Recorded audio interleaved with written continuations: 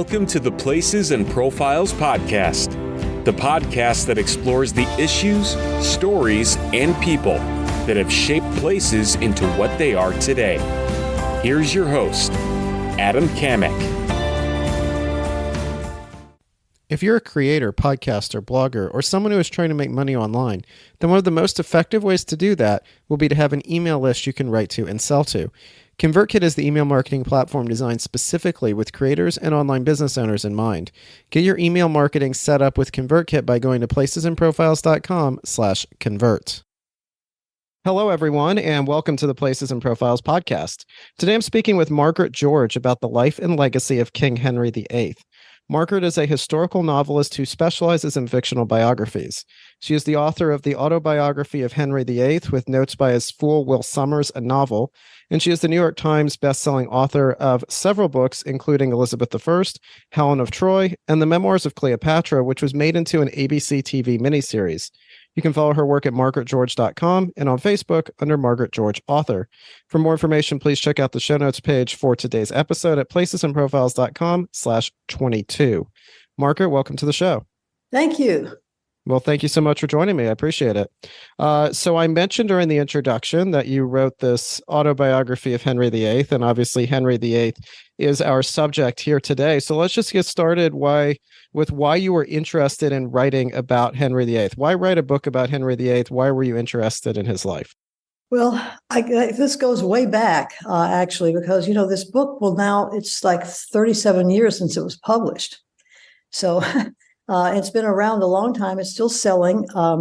But when I first got interested in it, which was the early 70s, I was interested I saw a portrait of him when I was in Hampton Court when he was young. And I realized that at that particular time, because we're talking about quite a while ago, everybody knew about the big old Holbein guy, with his arms spread and looking very kingly. But the young Henry was a cipher. Most people didn't even know that he was once thin, young, and handsome. And I wondered how he changed, what made him change.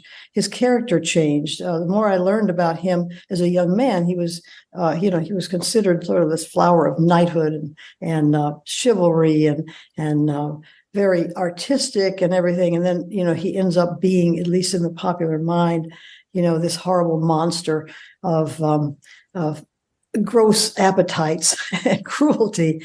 And I really thought of it as a psychobiography. I wanted to know what made him tick, what made him change, what was the influences on him. So, but the more I learned about him, I found he was so complicated. There really weren't two people; they were really the same. I mean, he really, those two parts existed at the same time. So anyway, but there's so much to write about him. I mean, it turned out to be a gigantic book. Absolutely. Now, you mentioned there that he was complicated and that his character changed over time. And of course, I want to touch on some of the key points from his reign and some of the key people that he interacted with over the course of this conversation. But can you give us a short overview of how his character changed and just how complicated this man really was? Okay, I'll try to be succinct. First of all, he, in a way, was born in the Middle Ages and ended up in the Renaissance. He was born in 1491 and very much had the whole medieval mindset, which was religious. The Catholic Church and the Pope were the direct, the Pope was the vicar of Christ. He was obedient to authority figures. He was very under the thumb of his father. And then later on, he got a father figure in Wolsey and the Pope. And he was also sort of a dreamy kind of romantic type about, knights in shining armor and damsels in distress and so on. But as he matured, because he became king when he was only 17, as he matured and he began to run into real political problems, he began to see that he was really boxed in by this mindset. And in a way, it was this huge revelation when at one point in his life, somehow, he really began to think, well, what if I just overthrow all this? And that was a real shocker because, when he was brought up to believe that the Pope was all powerful, and he even wrote this book, refuting Luther about and in defense of the seven sacraments, and that's how he got the Defender of the Faith title, which in true Henry fashion he just kept long after the Pope had turned against him.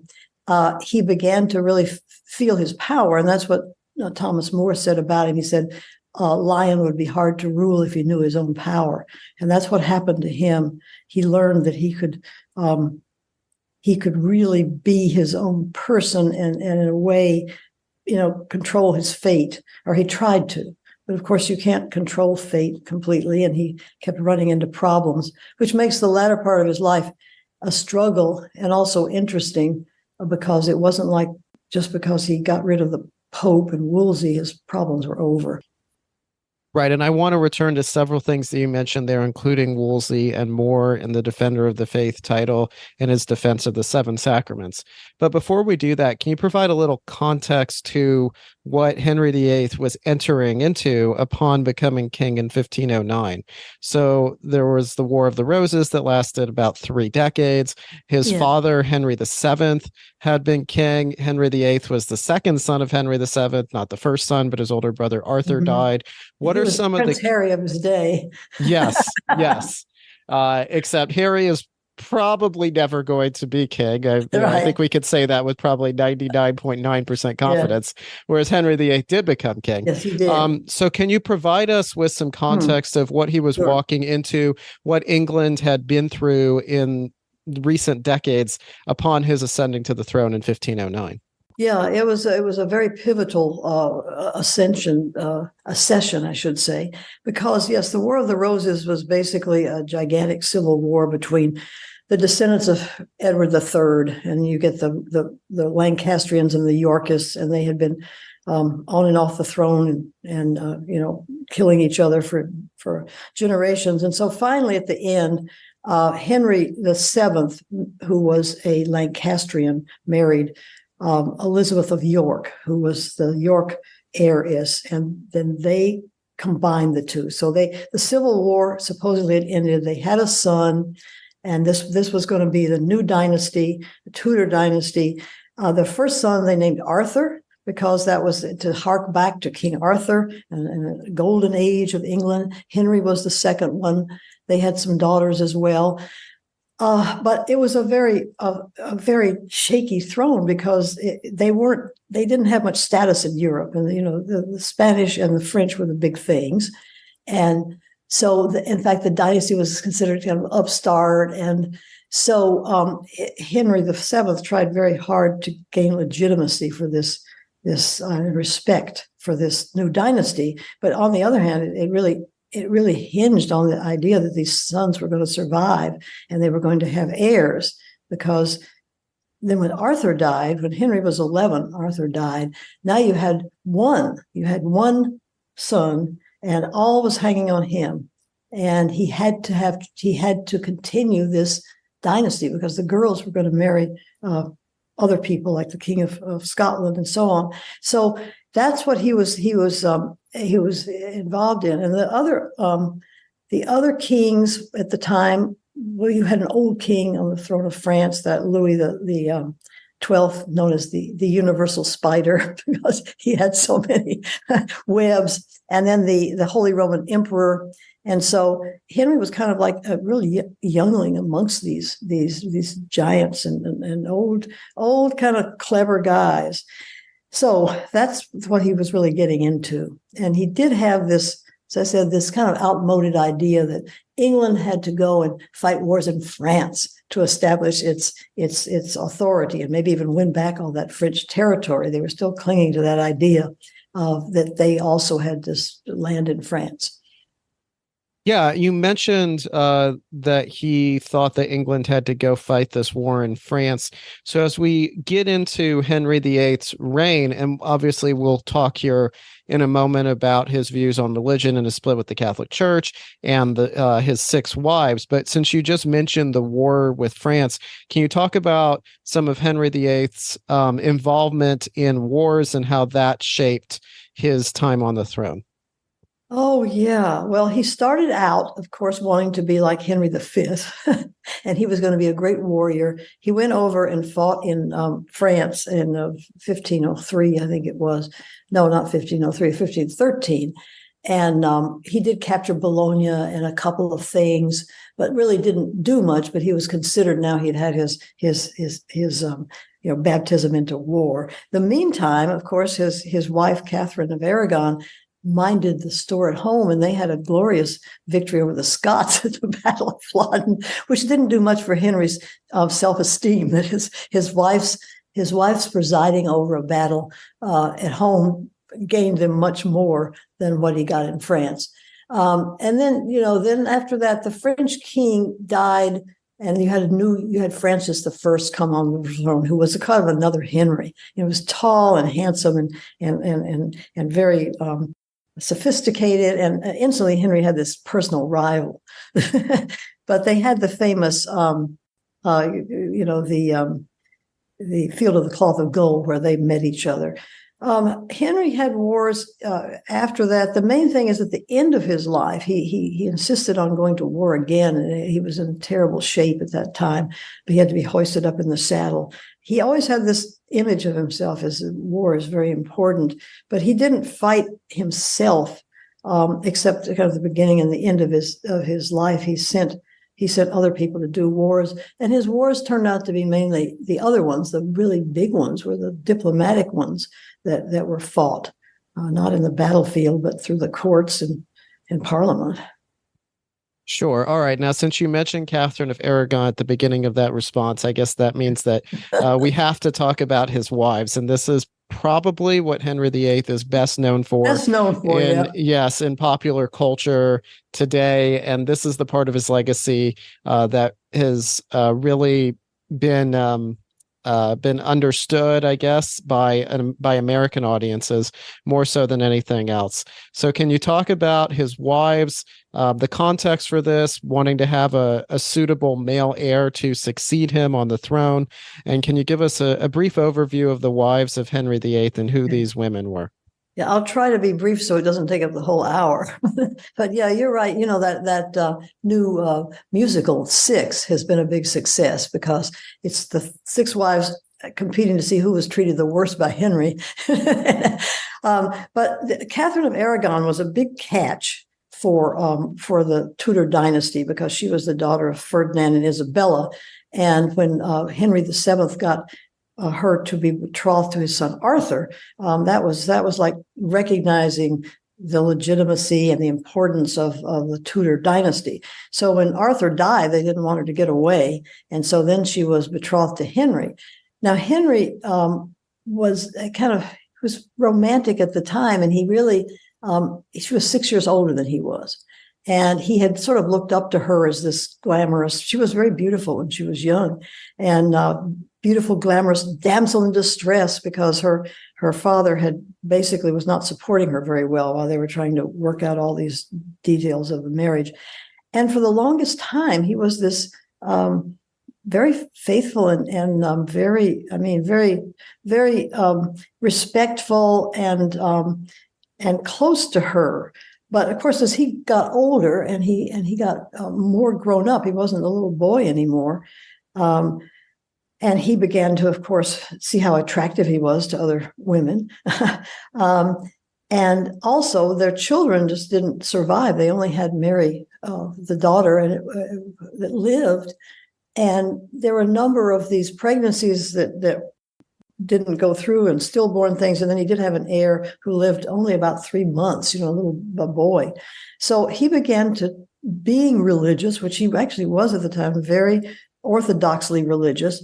He began to think there must be something wrong with his marriage, and that he needed to get it annulled, because the Bible said, if you marry your brother's wife, it is an unclean thing, and they shall be childless. However, there was another verse in the Bible saying, well, you have to have children for your brother's children. So anyway, He had gotten a special annulment from the Pope, okaying his marriage to Catherine after she had been his brother's wife. And now he wanted the new Pope, to say, well, that annulment didn't count. But unfortunately, the Pope said, oh, yeah, it's still okay. Don't worry. It's not what he wanted to hear. And I think that he did fall madly in love with Anne Boleyn. There's just no doubt about that.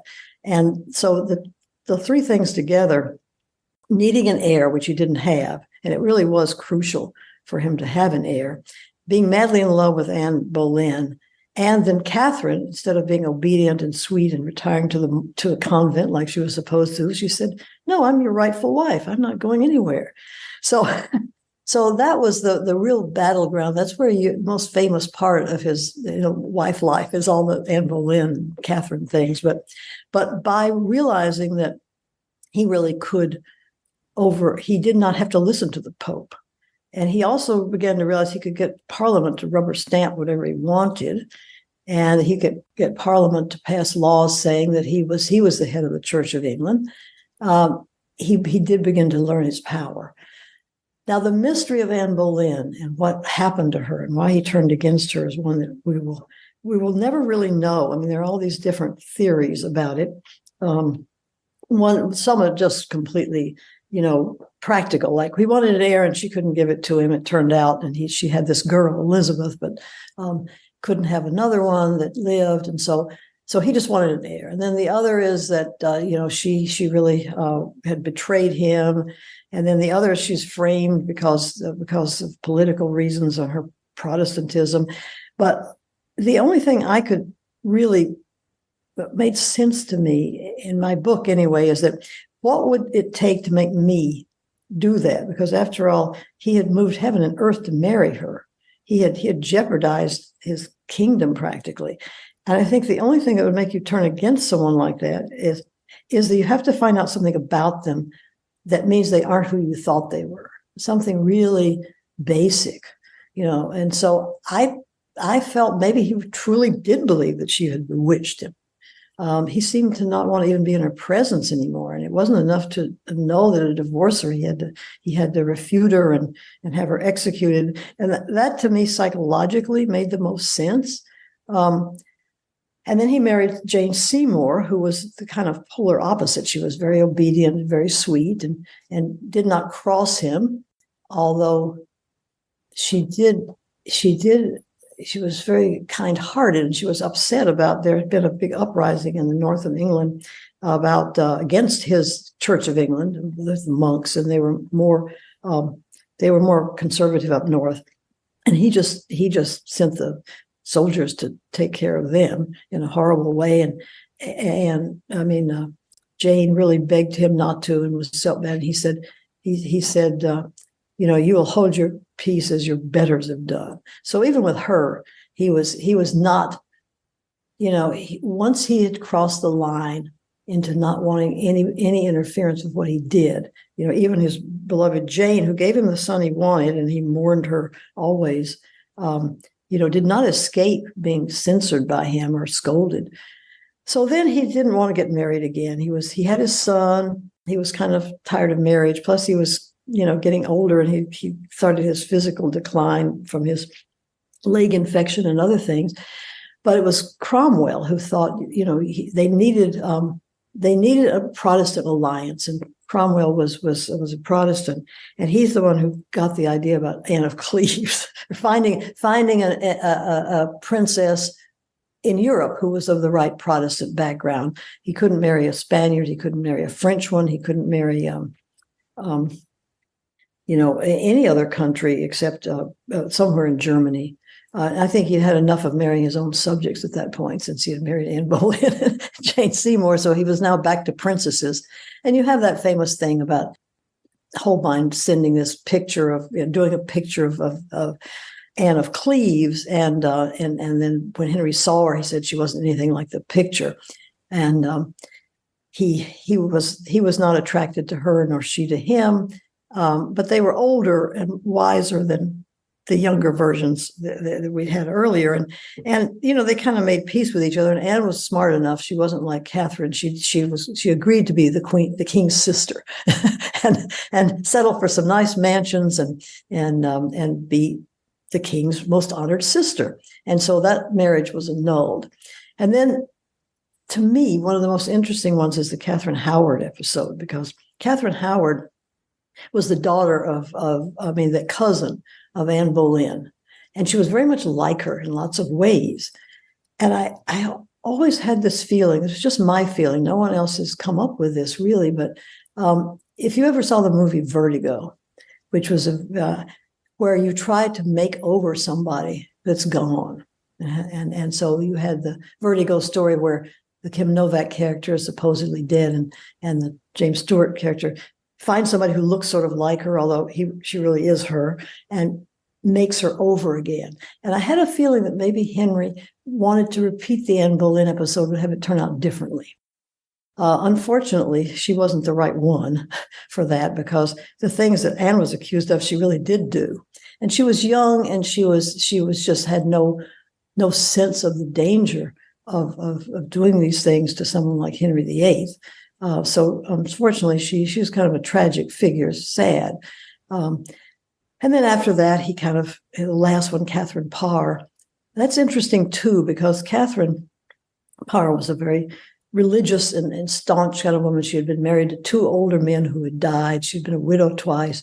And now she was all aflame with love for Thomas Seymour, the cad, brother of Jane Seymour. But then Henry spoke up that he wanted her for his wife, and you do not turn Henry down. And so she summoned all of her religious will to say, okay, the Lord wills it, it's fate, I need to do this. And she willingly became his wife, took care of him, and was on good terms with him and outlived him. So those are the 6 wives. The story of Catherine is really sad also, because after Henry died, she did marry Thomas Seymour. She did was pregnant, but Thomas Seymour betrayed her by carrying on with Elizabeth, Henry's daughter. And poor Catherine, she died in childbirth or afterwards. And, you get the feeling these people just can't catch a break. I don't mean to be flippant, but really there's tragedies all through this story. And Henry himself was a tragedy. I guess I feel that in the end of his life, he had accomplished a lot, and it goes down as a great king in England's history. But I think personally, I don't think he felt that he had really ever achieved happiness. Well, and while this is going on with the 6 wives, of course, we have changes in the religious makeup of England, yes, and in Henry's views on religion. And you touched on this some with the Pope approving an annulment that would allow him to initially marry Catherine of Aragon. You mentioned earlier that he was given the title Defender of the Faith because of his work on defense of the 7 sacraments. But can you talk more about Henry's views on religion and how Henry went from defending the Catholic faith early in his reign to splitting with the Catholic Church and establishing the Church of England, and then seeking out Anne of Cleves as a Protestant and having nothing to do with Catholicism for much of his reign? So how did his views change, and walk us through all the stuff with Henry VIII and religion? Okay, well, it may not have changed as much as we imagine from the outside. He really, as I said, started out as a pious son of the church. And when he after he saw that, in fact, the Pope, as far as he was concerned, the Pope was fallible after all, and then of course you had all the Protestant storm going on around him, and I think he wanted to make England immune from these religious wars, and he really deserves credit for that. And say they had religion in England was imposed from the top down, unlike in Europe where it was coming from the bottom up and overthrowing things. Martin Luther started the revolution, and Wycliffe did before that. But with Henry, he managed it, and by managing it, he managed to keep it under control, and that we did not have religious wars in England. He set up the Church of England to be basically Catholicism without the Pope. with him as the supreme head of the church. But he didn't change the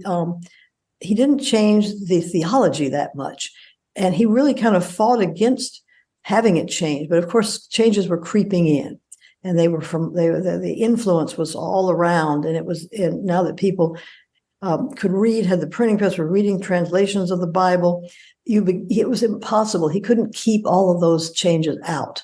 Although if you asked him, he would have said that he was a devout, son of the Catholicism. He had the true Anglo-Catholicism, but he religion also at that point had already become political. It was who are you allied with? Are your allies France and Spain, or are your allies Germany and the Scandinavian countries? Who do you throw your lot in with?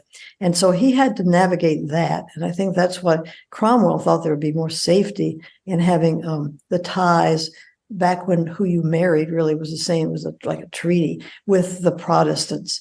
However, Catherine Howard was a Catholic, and Catherine Parr was a Protestant, and Jane Seymour was kind of in between, I guess, Henry's ideal.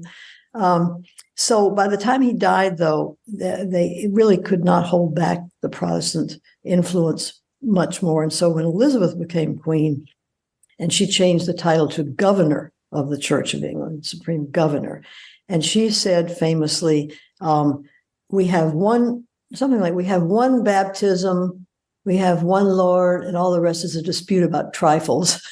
You can tell that she was going to she wanted a Church of England that was kind of in the middle, steady. And I think Henry paved the way for that, but it hadn't really happened in his lifetime. Now, he did make some more moves, though, away from the Catholic Church that we haven't really mentioned, seizing monasteries, seizing lands, and this led to the Pilgrimage of Grace, a revolt in 1536 against Henry's further split from the Catholic Church. So, sorry, I should have mentioned that. Yes, for some reason, the part of the Protestantism that really crept in was realizing that many of these abuses, the indulgences, but especially the holy relic industry, and it was really Cromwell who sent out those inspectors to see, about the talking this and that turned out it had wires going somewhere, and the blood that came miraculously liquid again, that was really replenished every month with duck blood and and stuff like that. And then the monasteries, they really had their eyes on them for the riches. I think there were definitely certainly abuses going on there, but they also did provide hospitality for a lot of the community. And they also had all that land. They had the Cistercians had a lot of land with sheep, and then the others had a lot of land in coveted areas, and they had buildings. And so, yes, it was a big, fat, ripe plum to fall into their hands, and that's why, yes, I think it was mainly it was a combination of the two. There were abuses. I think the relic business had really gotten out of hand, but also all that money and all those things in the monasteries and the land. And then he could give the buildings, to his reward to his courtiers, which some of them, that's how you get Downton Abbey once was an abbey. I mean, it's fictional, but there are others like that. And then it is a great loss to art history, though, the loss of the manuscripts, the loss of the paintings, the loss of the sculptures. That's a shame that all that was destroyed. Some of it was probably melted down, but a lot of it was just destroyed. One of the best ways to make money online is via email marketing. Even with the prevalence of social media use, building an email list and writing interesting, informative, and entertaining emails as part of a strategy to sell to the people on your list is still possibly the best and most effective way to make sales and increase your revenue. I use ConvertKit for my email list with the Places and Profiles podcast, and I highly recommend it. ConvertKit is a tremendous platform with a great reputation and is designed specifically for creators, bloggers, podcasters, and online business owners. ConvertKit has tremendous functionality and is very intuitive and easy to use. Get your email marketing set up today for your blog, podcast, or online business by going to placesandprofiles.com/convert. Again, that's placesandprofiles.com/convert. All right, now I want to turn our focus to some of his advisors and some of the key figures of Henry VIII's rule. And you've mentioned several of these people already, but I guess we could maybe, the ones that I'm going to ask about, look at them as the four Thomases. We have Cromwell, we have Wolsey, Cranmer, and More.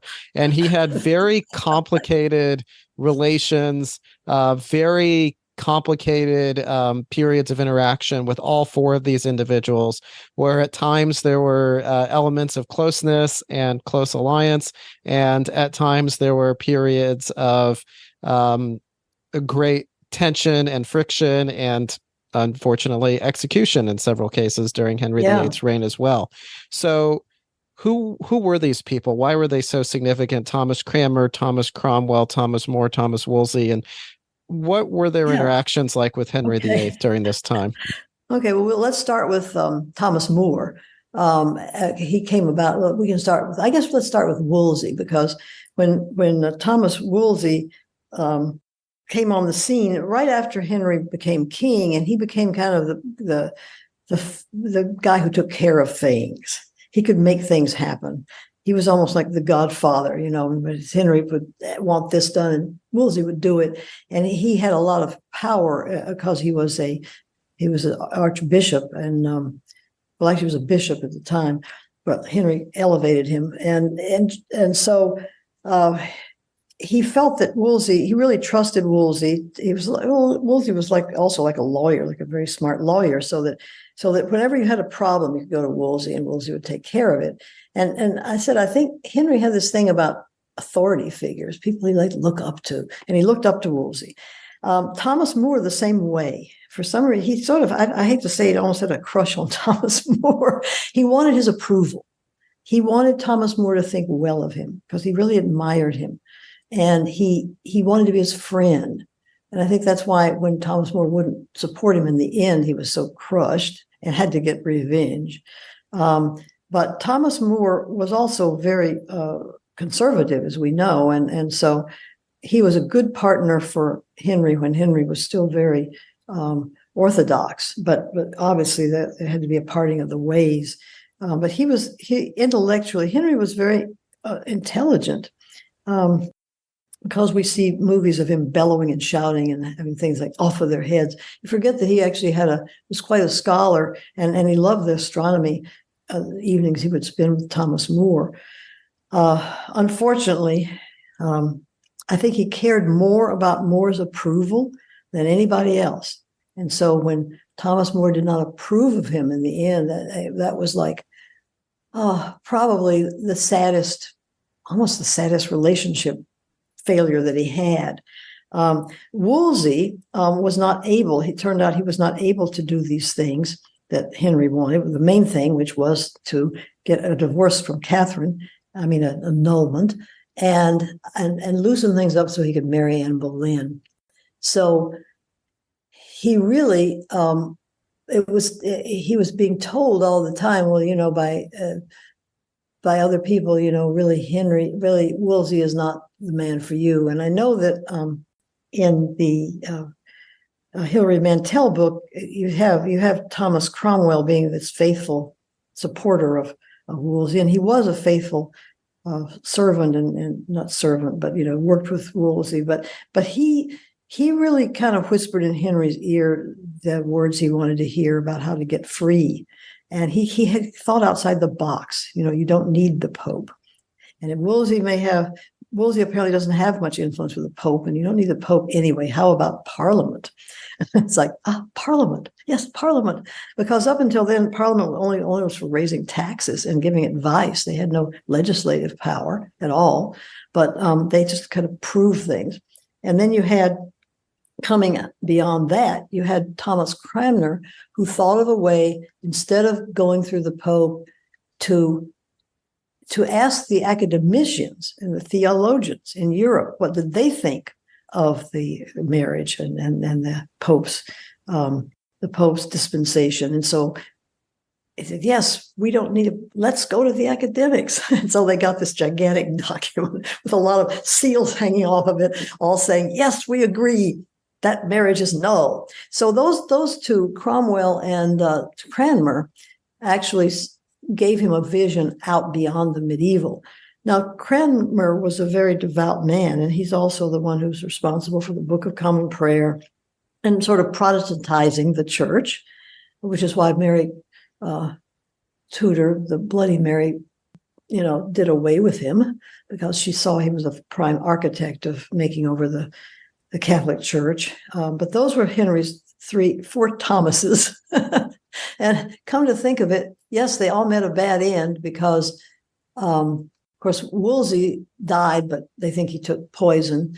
And Cranmer got burned at the stake, and Thomas More was executed, and so was Cranmer. I mean, so was Cromwell, because he had gone too far with his Protestantism, and he was suspected of being, real radical, sort of like as if he was part of, I don't know what today, some really radical group. It was kind of a frame-up job for him. And Henry missed him later. He said, oh, what a shame. I missed my greatest advisor. And they say that once he lost that great advisor and he became his own advisor, that's when you begin to get the really erratic and really bad judgments, bad decisions.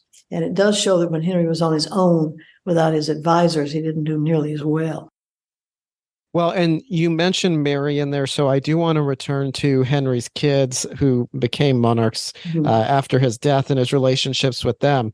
But one other person from his reign that I want to discuss before we transition into that, and that's Will Somers. I mentioned the title of your book earlier, and his name is mentioned in the subtitle. It's The Autobiography of Henry VIII, with notes by his full Will Somers, a novel. So who is Will Somers? What was his significance, and why did he play such an integral role in the novel that you wrote about Henry VIII's life? Okay. Well, there's a new book out. I can't remember. Someone just told me about it, about Will Somers. I mean, he was a historical character. He was a jester. He was the king's fool. And that was kind of an official title. And he turned out that he became Henry's kind of private fool, rather than going around in the banquets telling jokes and so on. And Henry got very close to him, and he's in two portraits of Henry's. There's one in a song in one of Henry's prayer books. It shows him in the background, in the front. There's one in another one with Henry, and I actually wanted that on the cover of the book because we had a real portrait with Will Somers in it. But I chose him because I know he was close to Henry, and I know Henry confided in him. And I know if there was anybody that Henry was close to and could confide in, but wasn't politically tied up with something, it was Will. And I really, actually, ideally wanted someone that had known Henry his whole life, and he also had to outlive him, of course, so that he could comment on things. And Will Somers came the closest I could come to getting that. He didn't join the court until after the Field of Cloth of Gold. So he did not know Henry as a child, but it was the best that I could come up with that was historically accurate, and it gave me a chance to have another viewpoint about what Henry was doing. Someone commenting on it, and being able to report what people outside the court were saying, so that you have Henry saying, "Well, when I came back from the French wars, everyone was cheering. They were all so happy." And then he can say, well, actually, people really resented the expense. So he could put in a comment like that to try to give him, for me, a better overall picture of what was going on with Henry. And he was a very interesting character. He actually lived to be, I think he went to Elizabeth's coronation, and then he disappears from history after that. All right, so you mentioned Elizabeth there. So let's talk about Henry VIII's kids, at least the ones that survived. Of course, there were so many attempts on his part to have kids that did not make it, but there were three who did go on to succeed him as monarchs. So Edward, becomes Edward VI. He's king from 1547 to 1553. Then we have Mary I, Bloody Mary, from 1553 to 1558. And then, of course, Elizabeth I is going to be in power for a long time from 1558 to 1603. Yeah. What was Henry's relationship like with each of his kids who went on to become monarchs? And in what ways did his legacy and his influence shape their own times on the throne? Okay, well, I think, first of all, they go in the opposite, the different order in which they were born when they became king. He doted on Edward. I mean, because that's that, as far as he was concerned, he now had his son, and wasn't he wonderful? And he was, I don't know that he actually ever knew Edward that well, because Edward was away from court a lot to keep him safe from infections and, guard his health, because, again, there was only one now, and you'd think Henry would be a little bit nervous and want another one. I mean, look what happened to Arthur. But so he really safeguarded him, and he wasn't around him that much. But I think that he idealized him as being, the son he had always wanted. But he was only 9 when Henry died, so you don't have that much of a feeling for what they're going to grow up to be like. But he was under the influence of these extreme Protestants, because Jane Seymour's brothers, who became his wardens, they were like really, really Protestant, and tried to actually basically rule for him. And so Edward, he changed things in the Church of England, or tried to. And so I think Henry would, I don't think Henry would have been really pleased about this if he'd known. But he didn't live that long. He was, as you said, gone in a mere 6 years. And then you had the pendulum go the opposite way. When Bloody Mary became queen, she was going to undo all that. She did restore England's relationship with Rome. They were accepted back into Roman, the Roman flock, but she couldn't return the properties, which was a sticking point. She could not take back those lands that were already doled out. She couldn't bring back the monasteries. And she really wanted to persecute Protestants. She didn't earn her name for nothing. But how Henry really was very fond of her as a child. She was very learned. She was very intelligent. She was a very loving child. But when he left her mother and she sided with her mother, then they had this falling out, because he didn't want her to go see her mother, which was really cruel. And he wouldn't let her until she agreed. She had to fall on her knees and agree that her mother, that she was a bastard, and her mother had never been legally married to Henry. And she was forced to wait on Princess Elizabeth.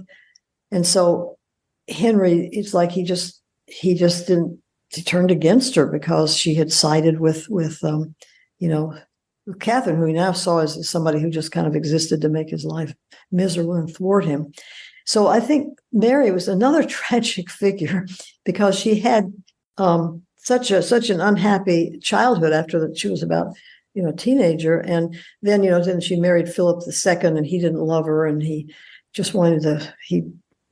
She imagined she was having children, but she wasn't, and she could see that Elizabeth was going to succeed her, and she could see that the Protestantism was going to come back, or at least not real.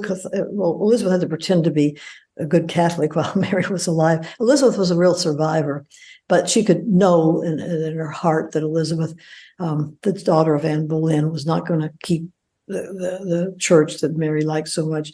Henry didn't. Elizabeth was very practical.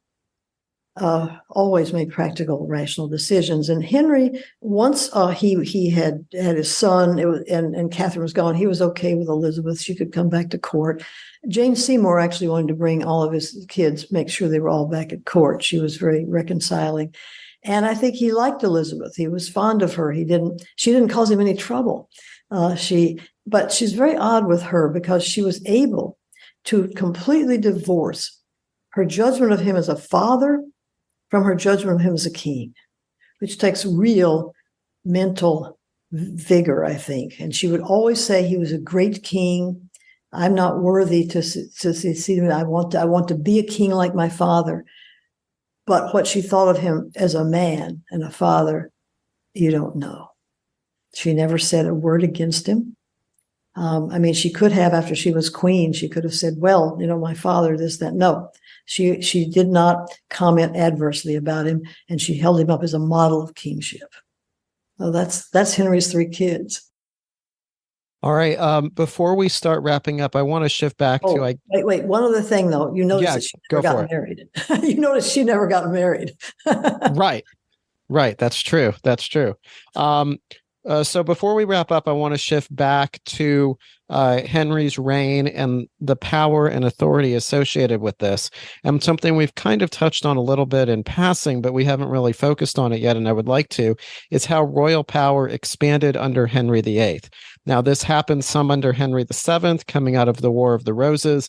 This was also during a time period where throughout Europe, a lot of monarchies, so-called new monarchies, were centralizing power and control over various government functions. But we see this continue over Henry VIII. We've talked about this some with his centralizing control over religion. But what are some of the ways that royal powers were expanded during the 38 years or so that Henry VIII was on the throne? Well, I think it had a lot to do with his own personality, but I think also, you're right. I think consolidating, basically not having 2 rulers in England anymore, the church and the king, helped. And then the crown getting all that money from the monasteries meant that the king was pretty independent of Parliament. He didn't have to ask them for a lot of money, except toward the end. And also, by rewarding his courtiers and by building up, basically, a cabinet, he could rule through his own people. And I think that had a lot to do with it, because he was pretty much his own man for most any decision. There was no longer, the nobles didn't have their own armies anymore. I think they were all gone, except maybe the Duke of Norfolk still had them wearing liveries. But all those Duke of Northumberlands and Duke of this and Duke of that with their little private armies, that was gone. And they did not have a standing army, even back then. They didn't yet, but they also didn't have all these fiefdoms. So I think it's all of those things together, and the peace that was going on in England. There was no civil war going on, and people wanted peace, so they tended to give him more power as long as things were peaceful and there was no trouble. Right. So we've obviously been talking about Henry VIII's life and legacy here today. And you've touched on this a little bit, but how was Henry VIII viewed during his own time? And how do you think we should view his life and his legacy here in 2023? Oh, well, in his own time, I imagine there were a lot of people that didn't approve of these things. I mean, you had a lot of Catholics that were probably horrified. And let's face it, it was embarrassing to have the man get married all the time. and he didn't really increase the land of England any, because he didn't go to war, as he didn't win, land in Europe. He wasn't interested in a new world. Interesting, because he liked new inventions and things, but he was not interested. He didn't see the potential in the new world the way other powers were.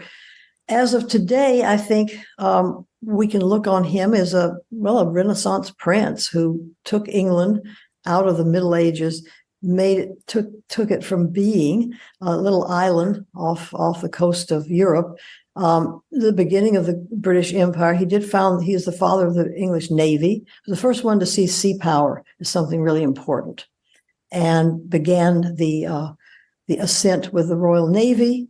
And I think we look on him as the father of modern England. In any case, not that he didn't have faults, but he set England on the road that, made it a superpower as time went on, because of the foundation that he laid. Now today, of course, the empire is going the other way. Right. It definitely is. Margaret, I want to thank you so much for joining me today. Is there anything that we haven't touched on with Henry VIII that you would like to add in order for the audience to gain a fuller picture of his legacy?